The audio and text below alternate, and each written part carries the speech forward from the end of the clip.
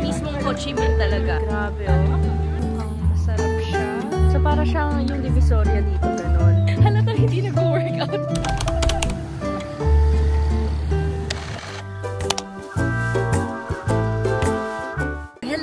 Okay, so local time, 10:02 PM na dito sa Vietnam. And currently, hinihintay lang namin yung airport transfer namin. So, di ba, kapag may airport transfer, sobrang dali na lang and wala kang iisipin na may mga scam or whatever kasi parang medyo maano rin daw dito. Kaya, to be safe na lang din, mag-book na lang kayo ng airport transfer. So, yun yung ginagawa namin. Ito yung kinuha naming airport transfer sa Klook. Ayan siya. And mura lang din siya. Okay, so andito na tayo sa ating deluxe room dito sa Liberty Central, Saigon. Sobrang ganda. Actually, nakita ko tong hotel na to, ni-recommend ni Ivan. So, thank you, Ivan. Kasi ang ganda. Maganda siya. Malinis. And ang laki ng bed. Like, super, parang, ano ba to? Parang kinumbine ba yan? Pero sobrang laki. Mas malaki pa sa like normal king bed. Plus points talaga yun sa akin. Ngayon, hindi pa kami kumakain ng dinner and hindi namin kayang matulog ng gutom. Tomorrow, doon na yung actual na tour talaga. Actually, hindi tour. Rest day pa lang tayo bukas. Rest. Okay, so check natin dun sa baba kung anong pwede nating makain. Let's go! So as a local kami ngayon, naglakad lang kami dito for 12 minutes. And ito yung nakita namin, itong Little Saigon. So, itatry natin siya kasi, syempre, kakarating pa lang namin, day 1 pa lang namin dito. Doon na kami sa authentic na pagkain, diba? Itatry na natin yan. And also, ito lang kasi yung open ng ganitong oras. Masarap. At ang laki oh. Look at the size. Okay, mukhang masarap siya. Gutom na ako. Okay. That's it! Wala naman talaga kaming itinerary or plan for today. Talagang i-check lang namin kung ano yung mga around the area. Isa sa mga tourist spot dito, look. Tada! Ito I see mismong Ho Chi Minh talaga. Yan. So, kailangan kapag mag-posing ka pala ganyan, gagayahin mo siya. This place is giving Luneta vibes. Yun siya. Pupunta kami dun sa may apartment cafe. Alam nyo yan, yun na yung super sikat. Malapit lang sa hotel. It's like a 7-minute walk lang. We're halfway there. Ito lang yung naging stopover namin, si Ho Chi Minh. Harang daw sa shot niya.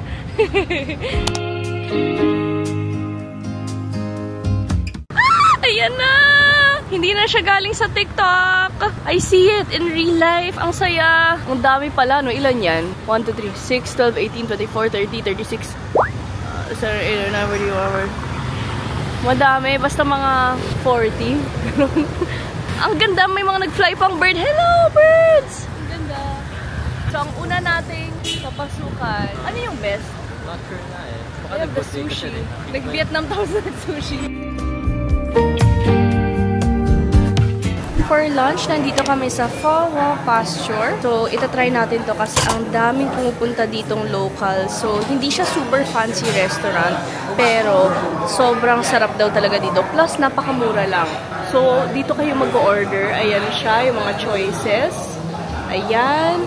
And then, may drinks din on that side. Ang bilis din, parang mga 2 minutes lang nandito na agad yung pagkain. Kaya ang galing. Tapos, itong mga to, ito ang side dishes nila. So, lahat yan free. Free. Ito, side dish to, pero may bayad siyang extra. Itong kinuha namin is number 12. Yung combination all kinds of meat. Sarap. Yan. So, tapos na kami kumain. Ito yung place. Pho Hoa Pasture. Ayan. So, ito yung kaharap nitong, ano ba to? Parang school ata to. Yan. Basta yan. Madali lang naman siyang hanapin. Ngayon, kwento ko sa inyo ha. Nakita namin dun sa menu-menu dun sa may parang pillar. Wala namang price. Yun pala. Kala ko free yung mga side dishes. Kaya sinabi ko kanina free. Pero nung nakuha namin yung bill, sabi ko, bakit parang ang dami palang, dalawa lang naman yung in-order. Yun pala, may bayad. Pati yung napkin na ilalatag nila sa inyo, may bayad yung napkin na yon. Tapos, ito kasi, tinry niya tikman yung parang bread doon. Parang makunat, whatever. Hindi namin alam kainin. Yun pala, kailangan pala siya i-dip dun sa pho para mas naging okay. Pero ayun, may bayad din yun. So, 7,000 yun per stick. Ito yung price. Mapakita ko sa inyo. Yan siya. Okay.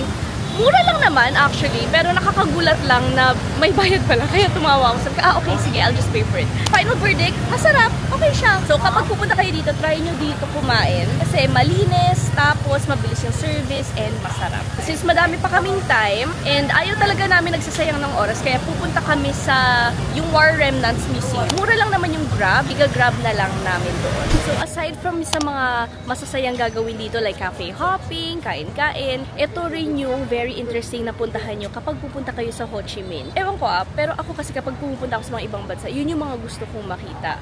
Gusto kong bali ma-immerse dun sa country talaga. Grabe oh. Diyan yan lahat.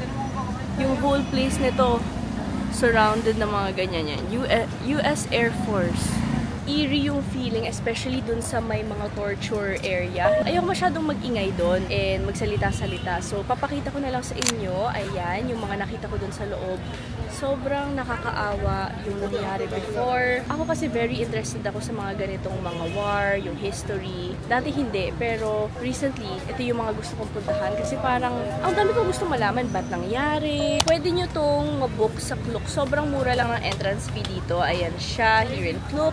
If you book it in Klook, di na kayo kailangan pumila.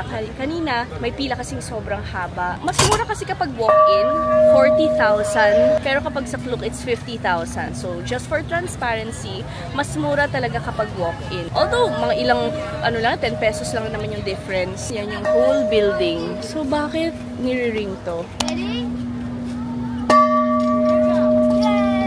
Ito na. So, pumunta na kami dun sa mall, which is the Saigon Center ba yun? Saigon Mall. Basta, yun, yung kung ano yung walking distance dun sa hotel namin. Tapos, kumain na lang kami dun sa Pizza 4-Piece. Yung Pizza 4-Piece kasi nakita ko, ang daming good review. Italian restaurant siya, pero sabi nila, napakasarap daw. So, tinry namin. Masarap din talaga siya. And, a little bit expensive in Vietnam standard, pero affordable na rin naman. Yung kinain naming meal is actually around 1,200 pesos.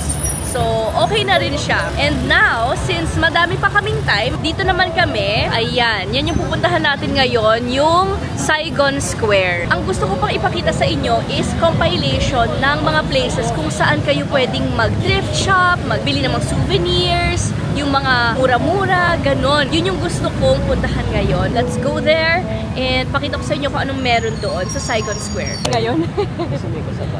Ang lalapit lang ng mga dito, tourist spots.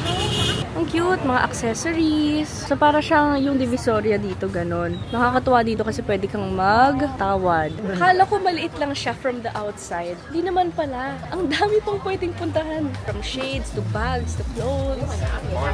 Lahat nandito. Uy, mga pang winter. Ay, ang cute na tong skirt. Check natin kung ano pang pwede kong mabili dito. Ako'y na-overwhelm. Ang dami. Check natin din sa dulo. Baka meron pa akong mabiling ayan! Mga hat-hat! Cute! Okay, it's me. Hello! Yan.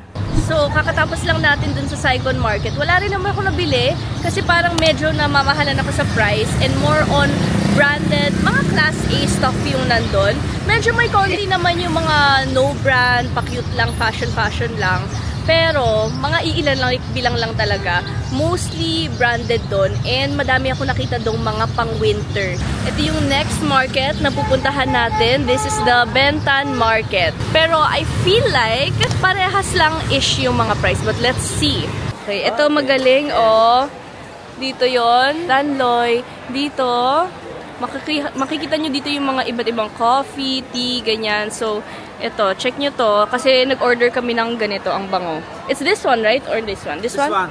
Taeno Musang. Oo, yes. And nakuha namin to, 330 na lang. O, diba? Yes. Oh, salamat. Salamat. Thank you. Okay, balik. Marunong mag-Tagalog yung mga yan. Thank you. Parang ang daming marunong mag-Tagalog dito. Or, I think, tinatry nilang i-learn na mag-Tagalog, ganun. More on mas-souvenirs dito. Dun sa kaninang pinuntahan, more on damit. Ito more on food, kutim-kutim. Mas malaki, pero walang aircon. Yung kanina may aircon. Yun lang naman yung difference. So, bahala kayo kung ano sa tingin nyo ang priorities nyo. More on mga ganito, mga maliliit. Yan, mga magnets. Meron din pala dito mga parang kantin-kantin. Yan, karinderya. Kung gutom ka, ayan, ang daming order. Ay, thank you. Ayan, may halo-halo din. Parang Pinoy na Pinoy dito. Ay, it's okay, thank you. Mas maganda pag pumunta kayo dito magandang oras. 6:30, almost 7. Not too crowded. Tapos buhay na buhay lahat. Hello! So, it's tour day today. So, ang ginagawa namin is itong tour na to, the Cu Chi Tunnels and Mekong Day Tour.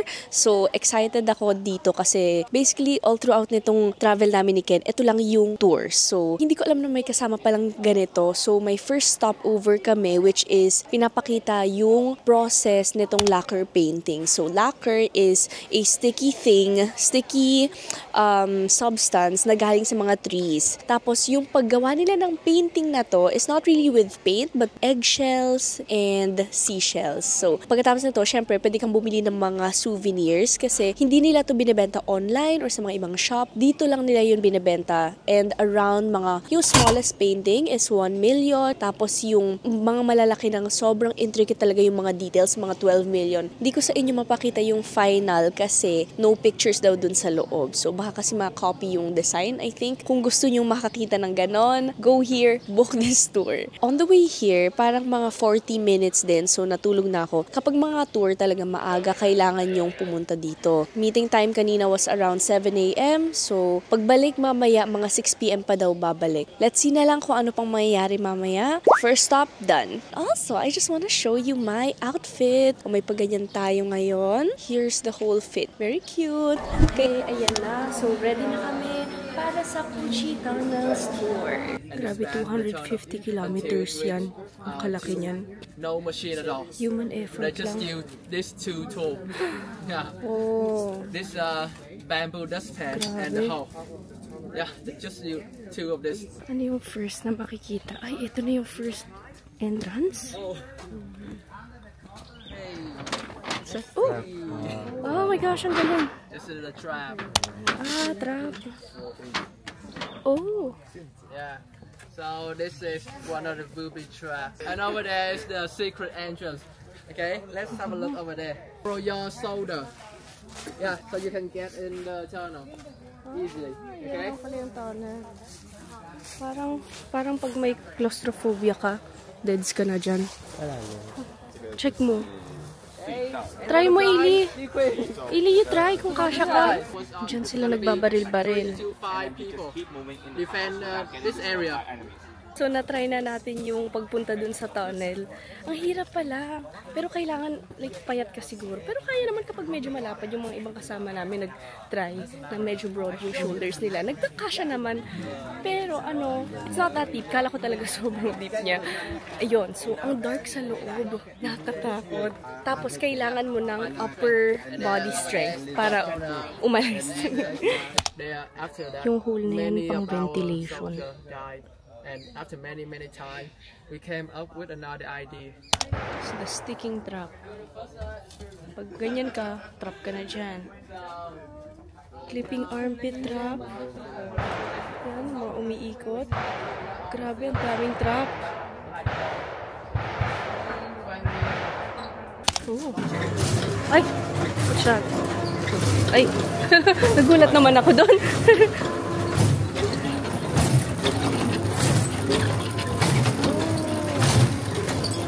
Ganyan. Eh, kapag sumabog daw, hindi naman nila malalaman, no? If you want to try shooting the gun. Ay, gusto And mo ba? you know about the cost Baril-baril of this ka. surface, you know, Sige. 60,000 for one bullet. But you have to buy 10 bullets each time. So 600,000? Magkano yun? 1 person. 600,000. Yeah. 1.5. Unless 10. Mahal. Okay, you want to try, you can buy Tapos bawal pa tayo mag-share. Tig 5 bullets sana tayo.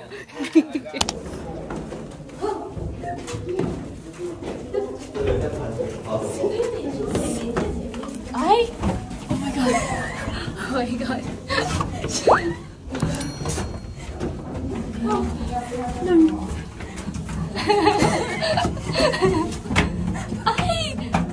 要蹲下来啊！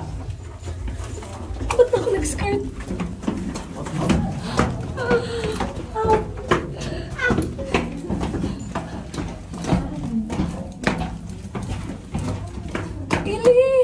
I can see you. Ili!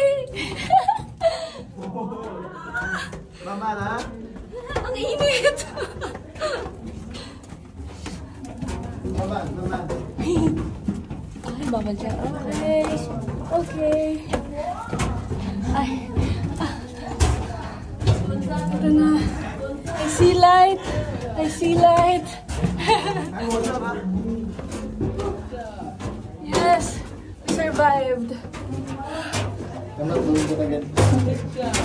Ay, ko.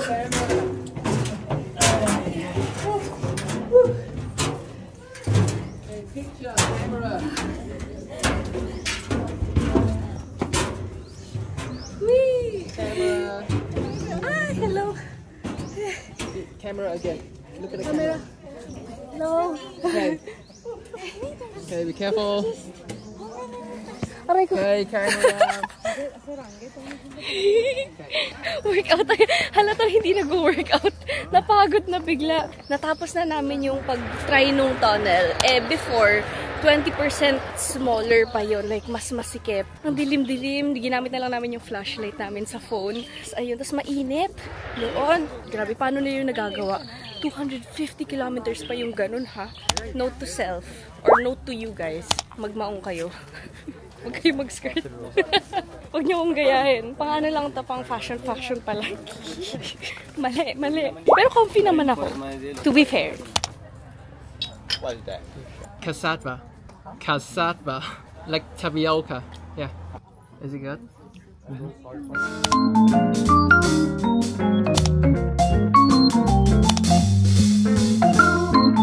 Yan yung sinaserve sa amin. Okay. Hinihimay talaga lahat ng isda. Okay, let's eat.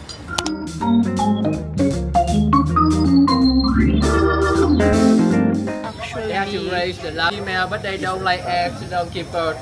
Next part, ipapatry kami ng honey tea. Bee pollen. Bee pollen? Bee pollen. Ah, folic? Ano folic? Tea. Ay, hot water lang. Ay, never did. Sarap. Tamis. Ang sarap naman ng honey tea. So, ngayon, nandito kami sa may, ang tawag dito, golf cart, buggy, ganyan.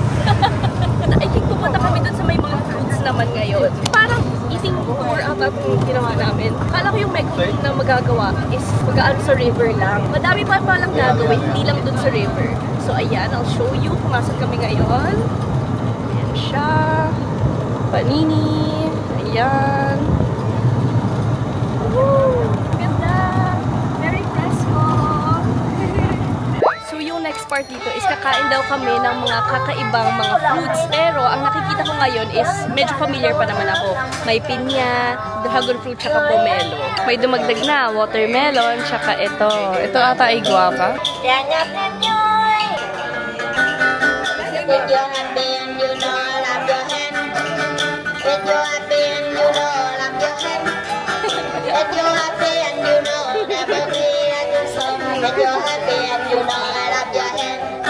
Ito na yung pinakahihintay.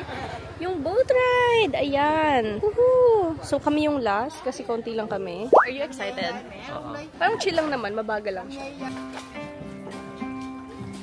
Ang cute. Binigyan kami ng ganito. Hello! How long is this ride? About 15 minutes. It's giving jungle.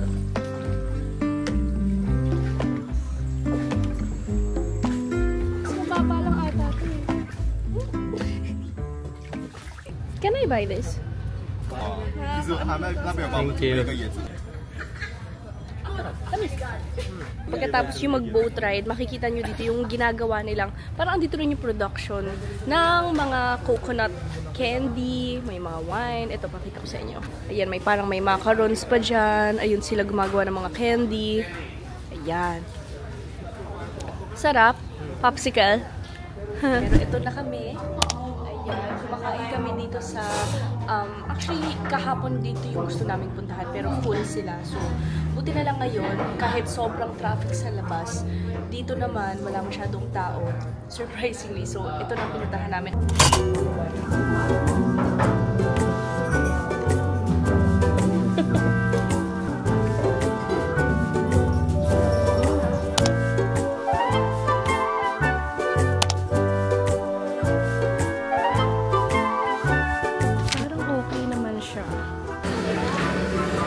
ko talaga gustong iwanan kasi itong mga nakuha ko dito. Oh, I like it, yes! 150,000 lang to. So, sobrang steal nun.